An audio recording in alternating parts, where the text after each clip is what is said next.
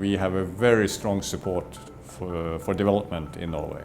The most important priorities are, of course, fight against poverty and climate change, education, health, the rule of law, and of course, good governance and human rights.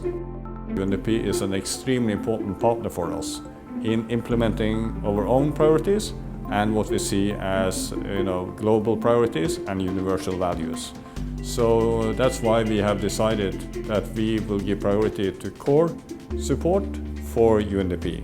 We are today the biggest supporter of UNDP when it comes to core funding. And that's exactly because UNDP is giving the priority to the same areas as we are giving priority. UNDP has a global reach. The UNDP has a presence in more than 170 countries. So this is a good way for us to invest. And actually when we invest in multilateral support, it's much more effective than when we're doing it alone. Without core funding, everything would be ad hoc. So what you need is to have long-term planning and predictability. And without core funding, you can't have that.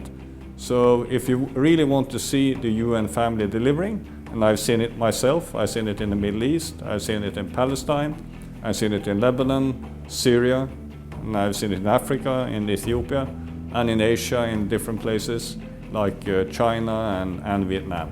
And all of these places, if you didn't really have core funding for the UNDP, you will not see a UN presence as it is today. When it comes to election, UNDP has done a marvelous job when it comes to enabling people to participate in election, and not the least to make sure that also women participate in election.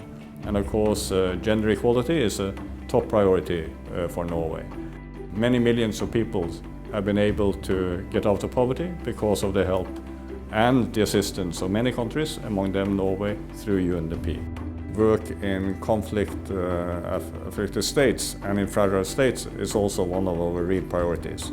And we have been doing a lot when it comes to peace processes and also when it comes to institution building. UNDP is of course the key for the coordination of the whole UN development family. And because of UNDP, I think we have a very efficient UN system as such when it comes to development assistance. So we need to continue to support the UNDP to support the whole UN development family.